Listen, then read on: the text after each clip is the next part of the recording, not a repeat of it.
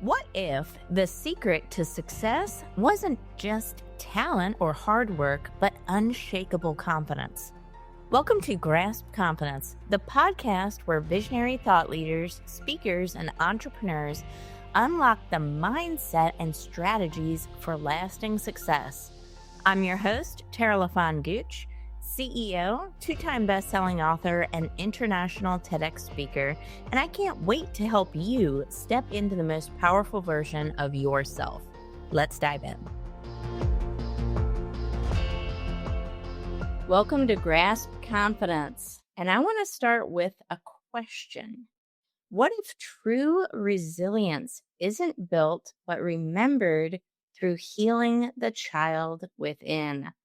Today's guest is Dr. Uejin Kim. She is a board-certified child and adult psychiatrist, entrepreneur, podcast host, and speaker, but that's only part of her story. She's also a devoted wife, mother, and woman of deep faith and conviction. Dr. Kim brings a powerful blend of clinical wisdom and soul-rooted compassion to her mission, which is helping people uncover their God-given worth, heal unmet childhood wounds, and boldly live out their purpose. Her work is a bridge between the science and spirit and mind and heart. If you've ever felt stuck in cycles of self-doubt or wondered why your past is shaping your present, this conversation will awaken something deeper within you. Lean in. We're going to explore how spiritual and emotional healing becomes the foundation of confidence, clarity, and calling. Uejin Kim, welcome to the show, my friend. Thank you so much for having me. Absolutely. Wow, this is such a topic. You know, you and I were talking offline before we got started, and I mentioned something that, I work with a lot of entrepreneurs and primarily the people, the listeners who tune into this podcast are entrepreneurs. They're high-level leaders, CEOs, visionary, change makers from all over the globe, really. Mm-hmm. One of the things that I noticed since doing this podcast, launching my business and my books, is we have a lot of childhood trauma just in general, and we tend to sometimes maybe forget about it, ignore it, think it's just going to go away. Mm-hmm. But then it resurfaces, and I like to think of entrepreneurship as the ultimate personal development machine. It's like the music of who we are and what we've been through. And if we don't unpack these things, they can resurface in really interesting ways. What do you think about that, Uejin? I mean, have you seen that before? Yeah, absolutely. A lot of times our past kind of comes out in our reactions when it's not thought through, when it's, impulse driven, when it's just in our body without thinking through, right? Like when you and I go on public speaking, we practice. And sometimes we run a business with a lot of practice, but there are moments where something gets triggered and we react. And those are the moments where, I do the things that I do not want to do. Like the Bible verse, people quote that a lot. It's like, I didn't intend to do that, but I just did that, or I just said that. And those are really key moments to see like, hey, what's going on there? It was not your frontal lobe working. It was your past kind of coming out alive. And you're right. A lot of people think, oh, that was just once in a while, like that just never happens that much, so it's not a big problem. But like for me, those reaction came out everywhere, and we can kind of talk about it, but it came in my parenting. And I said the things to my kids that I promised myself that I'll never say, because my parents told me that, like kind of all or nothing, if you don't obey me, then get out of my presence, like those kind of like threats, right? So I said those reactionary, and those moments was too big to ignore now, and it was too risky to not address. And that's why I was like, I think I need to get help. I think I need to heal my inner child, because I don't want this to continue to my next generation. And for people who might not have kids, your legacy, right? So those reactions are a really good moment to kind of step back and be like, okay, like, where is this coming from? Where do I want to go? Like, how free do I want to be? So that's what I'm here for, and that's what I'm passionate about. Oh, I love that. And, I just want to first acknowledge that took a lot of bravery to say right now on this podcast, hey, you know, I Yeah. I was a reactionary parent. I said things in anger to my child. I did something I regretted. That takes a lot of courage. So I just want to give you that honor right there, that thank you for saying Yeah. that, because these are the things that we're all thinking. Like, as you're talking, I'm thinking, how many times did I yell at my kid? How many times did I Mhm. things that my mom or dad said to me in anger? And then we regret it. And then Yeah. we have shame. And we kind of get stuck in this perpetual cycle of guilt, shame, anger, Mhm. right? And it makes us feel less than. And Mhm. part of that is how we sometimes felt as a child: anger, Right. shame, right? And it's like keep Mhm. doing that. I refer to it as a record loop. Mhm. You're replaying the same day over and over and over again, right? Right. Yep. And And this can apply to sorry. This can apply to me trying to lose weight. I mean, I'm all about vulnerability because I think I'm just a human being. And I think me just sharing what I'm going through in my head will make somebody like a listener say, "Oh my gosh, like if a child psychiatrist is having those same thoughts that I'm having and she got better, then I can." So it's like this happened with weight, like losing weight, like, I'm Korean American, but I was Korean first, and that culture is really big on, being thin, being young, and that really seeped into our family culture as well. And I was, you know, dieting since I can remember. Like Mm. I went through my middle school diaries. I literally had my weight chart, like my weight coming down, and the book that really helped me heal was Dream of You by Joe Saxton. And it really prompted you to go back to your past and say, like, what would Jesus do in that room? And I remember there was a moment where I was eating 5 grapes a day, you know, and you would categorize it as anorexia, right? But my parents in that culture thought, wow, that's like such a good discipline, and sometimes we praise anorexia as discipline as well, right? So it's not that uncommon, but I remember like, man, I was like in middle school and I was like, what would Jesus do in that room? And I was like, I think Jesus would just cut my ears, be like, don't listen to them. You don't need to do this, like, and those little moments of me going back to my childhood and being like, "Oh my gosh," like, what I believed and what was surrounding me, telling me this is a right thing or this is a godly thing, this is a righteous thing, this is a thing to do. Like, how would Jesus in his fatherly form help me reframe this? And that's what breaks the cycle, the record loop that you're talking about is rewiring and rewriting, re-understanding your past. absolutely. And first, I want to say, Jesus, big fan of bread and wine. So yeah, Yeah. don't deprive yourselves, Yeah. right? Yep. But what I love about that, I mean, I look back at my past, so I'll be super, super, super vulnerable too, Yeah. is we're starting a trend. I love it. Mhm. Um, I will say this, looking back, my childhood, adolescence, etc., for the longest time, I didn't wear shorts, right? Mm. Because I was so embarrassed about my Mm. legs and just thought they were like hideous or something. Mhm. So I will say this, like wearing shorts, wearing, you know, uh skirts in the summer was something that I relatively recently did. Gosh, it was, I don't even know when. I can't like necessarily pick a date, but it's been in the last 10 years, Yeah. right? So Mhm. so many women out there and men. I mean, we Mhm. have it on both sides. Again, going back to this shame, this word shame, we have a shamefulness. It's, I'm not good enough. I'm not disciplined enough. I'm not thin enough. I'm not attractive enough. I have scars on my body. And we cover them and we are ashamed of them. And it, in a lot of ways, prevents people from really experiencing the true you. Yeah. Right? And Yeah. then as leaders, we talked about anger a little bit ago and, having anger towards our children for doing something. What are we doing at work?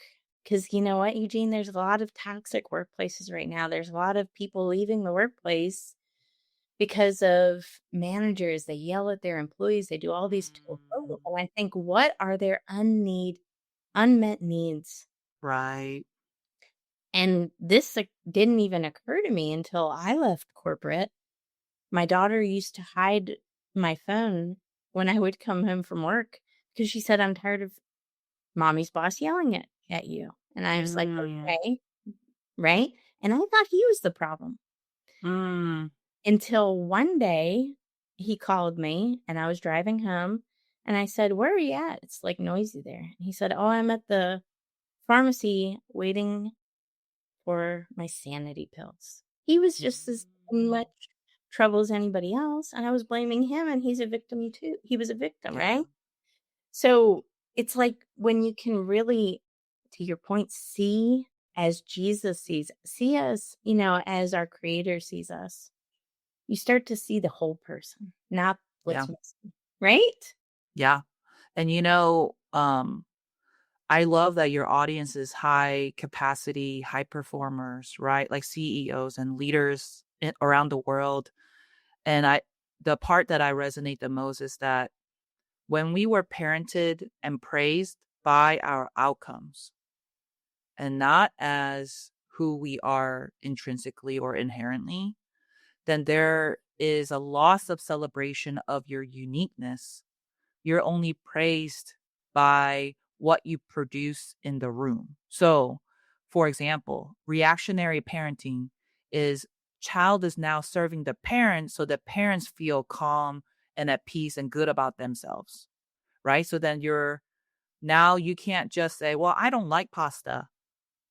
Then you're going to get an earful, right? Like, what do you mean you don't like pasta? You like pasta last week. Like, why are you changing your mind and making my life miserable? Right? Then the kid knows, oh, now I can't speak my voice or my preferences at the moment because it made mom mad. And I'm guilty of this. I'm like, say thank you first. Like, I'm like, two hands up, two hands up. so then when we are praised and recognized and attended to only by pleasing parents and they're our first audience, then now we go to our schools and we're only a grade to teachers' eyes or behavior in teachers' eyes or how they keep the classroom calm and not disrupt. Like that's how we are praised, right? Then we're growing up that we're only measured by our outcomes. And it's really hard. And we talked about this and we can bring it up here. It's really hard to know what do we like? What are we really good at? Like who am I? What's my character? Like what are my values? It doesn't matter because it doesn't bring the bills. It doesn't pay the bills. It doesn't solve marriage immediately. So that is also the cycle of, outcome based, life. And what I say in my coaching is let's switch from outcome based to value based and intention and effort based. So it's like, even if you messed up, like if I imagine, my oldest is like 7 right now. So if I imagine he's like gearing up, he's like, I'm going to help mommy. So I'm going to wash the dishes, right? His intention and effort, he washing the dishes. Let's say that he broke all the plates and that was the outcome. Now, as a parent, if I focus only on outcome, it's like, oh my gosh, you broke all my plates. Like, what is this hot mess? Like, it's dangerous for everybody. But I will take a step back. It's like, I see your intention and I see your effort despite the outcome. And that's a little bit of taste of how to heal your inner child is that we have to see our intention and effort, Ooh, not to negate the outcome, but see the intention and effort just as equal as the outcome. yes. Yes, yes, yes, yes, yes. I love every part of that Because failure will happen, right? Mhm. Especially if you try to do big things, guess what? Mhm. Failure's gonna happen. If you try to, in my world, land a TEDx talk, start a business, write a book, guess what? I promise you people are gonna come out of the woodwork telling you all the ways it's not gonna work. Mm. And your brain, your logical brain is gonna kick in saying all of these statistics of why it won't work. And you're going to think that you're a failure, but what was your intention, right? Your Mhm. intention was to change lives. It was to deliver a Mhm. message. It was meaningful, impactful, and, build a legacy. Mhm. And, I think so you're so right on. We focus on that failure. We focus on Mhm. that outcome. Here's another thing, again, most of this audience is high achievers, so I know they can relate to this. Yeah. External validation and seeking external validation and approval. Yep. That happens so much, doesn't it? And Mhm. we put all of our self-worth on somebody else's opinion of who we are, what our accomplishments are, right? Instead Mhm. of what is the intention? Who am I really? What are my values? What do I believe Mm. in? What do I align with? What is my calling? Yeah. What's my purpose? That's ultimately much more valuable than anybody's Mhm. opinion of who you are, right? Yeah. Yeah. Yeah. It's like, we talked about not knowing ourselves and it comes off as a problem in branding, right? And finding the niche. Yeah. And when we are own so it's like the problem is that we always need to be validated.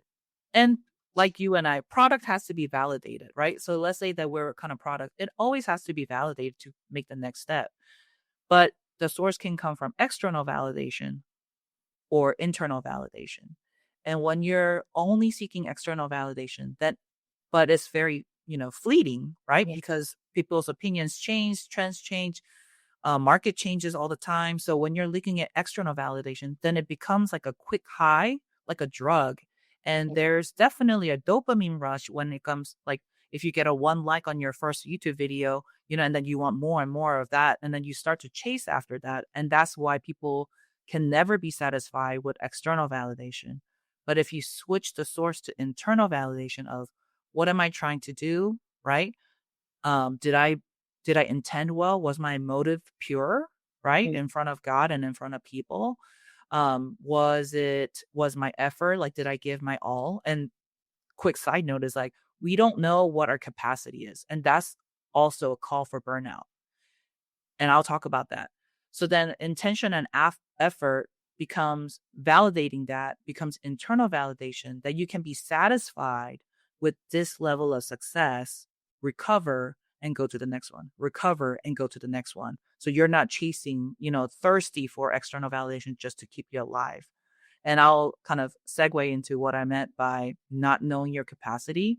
So that's a term in psychology of parentified child.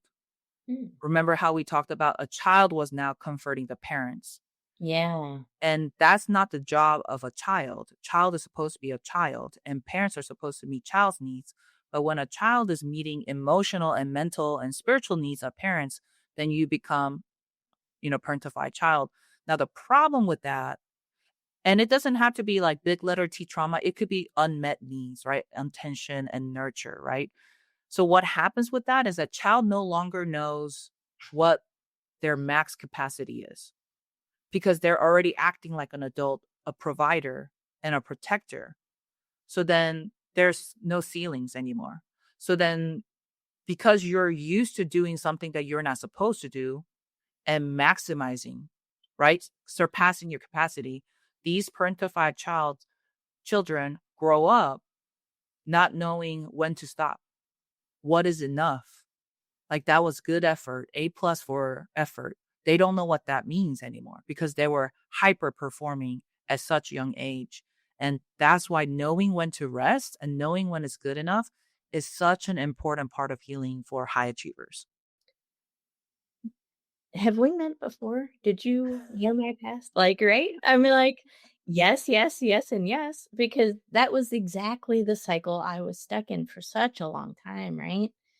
And it's important to really examine these things within ourselves, because again, if we don't if we don't understand this, we're going to get stuck in this cycle of burnout, stress, of constant comparison. It's an addictive behavior to external validation. It really is addictive. Yeah. And It the way this world is set up right now, it's the most addictive it's ever been. We have social media, we have all of these like external things in our life that tell us how valuable we are as a human being. And if we look at that as a source of validation, it's going to lead to burnout because it's actually never going to be enough. If you have 400 likes on a post and the next day you have 3, right? It's a constant, I call it a hamster wheel. Mhm. It feels like a hamster wheel. And Yeah. it took a long time for me to um how can I say this?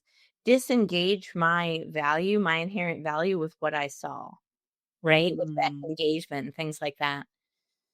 And I took all the social media apps off my phone. I haven't had those for 4 months. It's a little bit more of a struggle. I have to do everything on my desktop, but you know what? I'm so much more intentional now, Kim. I'm so much Mm. more intentional. And it's like night and day. So I love what you said there because that can lead to I mean, I was feeling symptoms of burnout for sure. Yeah. And I think I still have waves of that, but it's like now, the course, the Be Still to Move Forward course is like step-by-step guide to really assess. It's like a zoom out from your current like hamster cycle, if you will, and just be like, okay, like, what am I believing about this situation? Like the worst example is like when a colleague or friend, you text them and then they don't text you back right away, and then sometimes there's like bubbles that pop up and it goes away and they still didn't respond to you. So those situations can be very triggering, right? And you could really jump to the conclusion of like, oh my gosh, they don't want to be my friend, or they're dead, or this deal is over. So then there's a lot of kind of distorted perspective. We call it cognitive distortion, and we can like capture that. There's a part about meeting your inner child and really exploring your past, because like, oh my gosh, that reminds me of when dad after the divorce say that he'll pick me up but never did, right? Like then it kind of leads into that feeling of abandonment and rejection, right? And then we really meet that child where they're at. It's like, hey, this situation is different, you're good enough, regardless of what your dad, like biological father's choices were, you're independent from that. So it's like rewriting that. And then there's um reparenting your inner child, which is very unique in inner child healing, where now, because you kind of said that, where we get 4,000 likes in one post and then 3, right? But what happens is we perform what I call defense mechanism of rationalizing. So then when people are like just sad and disappointed, you'll hear the colleagues, oh, that's a part of the game. Like, just move forward, like just keep on posting and it'll be fine. So what I call that under defense mechanism is rationalization and intellectualization. We don't regulate ourselves emotionally and assess and align ourselves.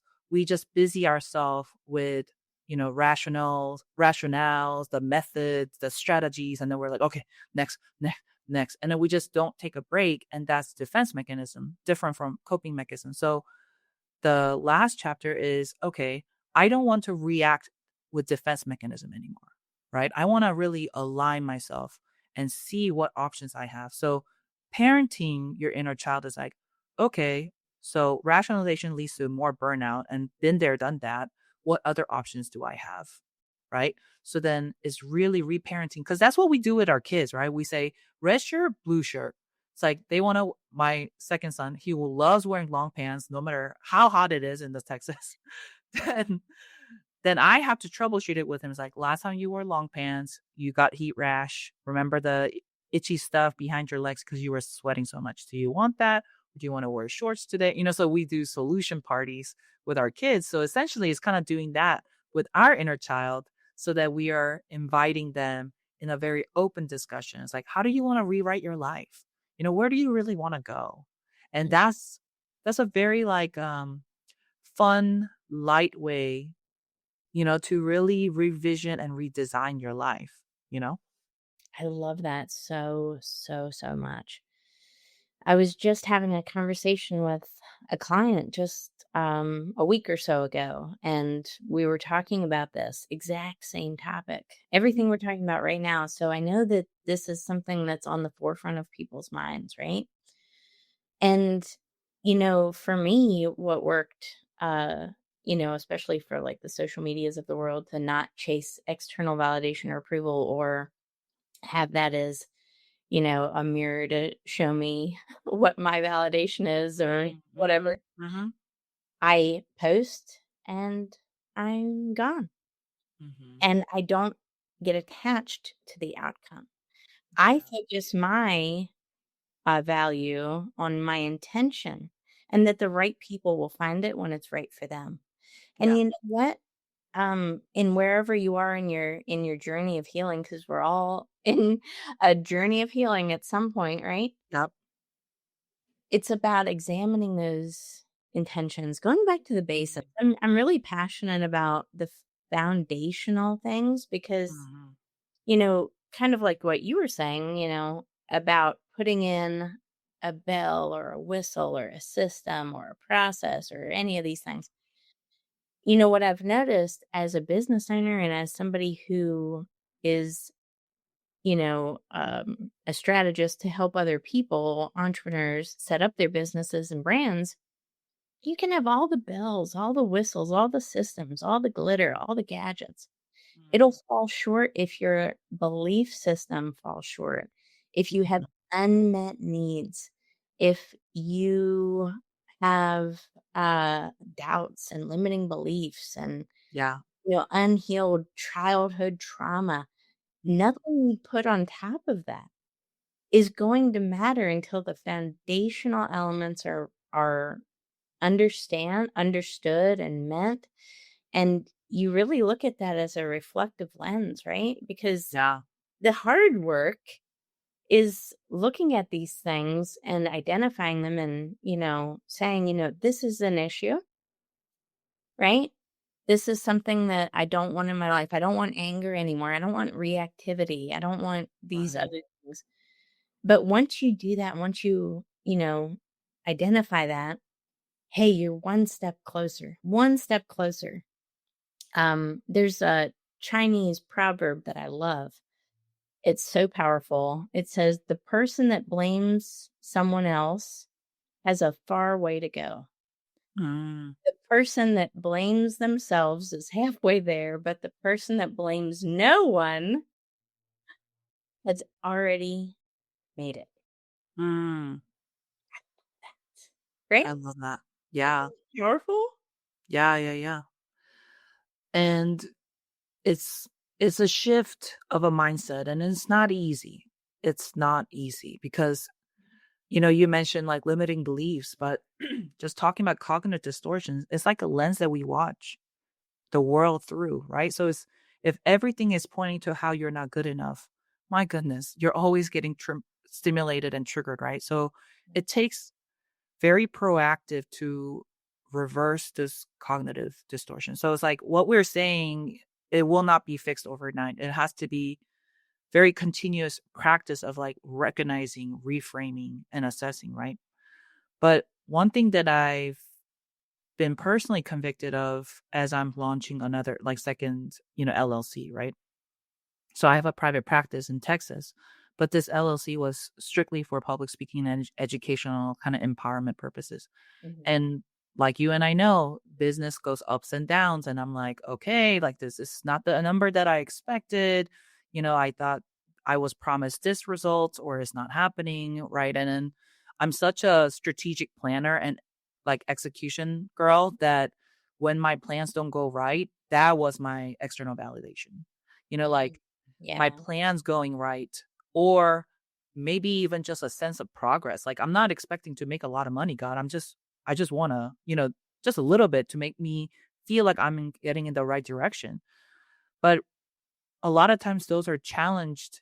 And what I realize is in those rough moments when I am not getting validation from external sources and I'm like obsessed about it, I'm I'm shorter with my husband. The whole atmosphere of my house changes. Everybody's crying more, everybody's edgy more because there's no room for grace. I'm already full, so it's like I'm just reacting or checked out, from connection. And that's when I realized is like high performers lose out on life Mhm. because the currency of validations is only performance, then we lose connection.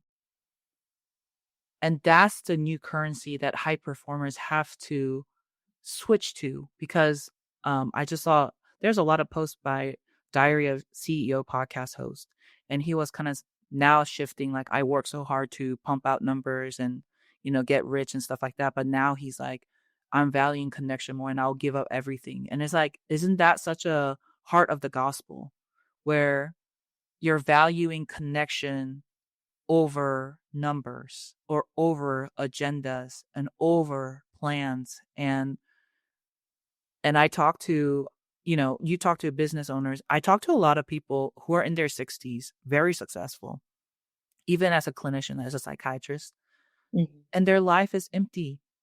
Yeah. Their life is full of regrets.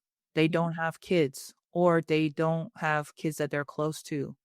And they just worked hard. And I think their intentions were good. They wanted to provide and protect their family. But when you're so consumed by numbers and performance and outcomes, you really miss the connection, and connection actually has opportunity cost too, so if you don't invest in the earlier on, it does pay off or don't pay in the future. Oh, so true. And it's interesting. I hadn't heard Stephen Bartlett talk about that, from Diary of a CEO, but Mm-hmm. I'm on a very similar journey. I was always caught up in metrics and numbers, and I'm a strategy girl as well, right? Yeah. But I realized that it is the human connection that matters the most. That's the true currency. Mm. The great thing about it is when you align with that and focus on truly adding value to people, like really solving people's problems, adding an immense value to people, you will have no shortage of customers. You will have no shortage of inquiries. You will have no shortage of business. And the more you do it over time, it compounds just like interest in the bank. Yeah. The more you add this extreme, extreme level of value out there, and the more you change people's lives, there's a creator who sees all, who knows all, who's involved in all. Everything will orchestrate to deliver you exactly what you need, exactly what you're praying for, exactly what you want. And this instant gratification of likes, of these Mm. metrics, all that Mm. stuff, that is a tool for distraction that actually creates a disconnection, not only from others, but from yourself and your purpose and from your God. Mm. So if you want to get closer to, I say, success, add Mm-hmm. value first. Be so obsessed. Don't be obsessed with the numbers. Be Mm-hmm. obsessed with adding value and changing people's lives. And all of these things will be added to you, right? Yeah. Yeah. It's true, right? Yeah. I just would say a caveat here because I know high achiever in me is like, okay, now my currency is connection. So I'm going to reach out to 20 people in my phone and I'm going to do this and that. So that's just kind of like how my strategic I brain know, will right? work. Right.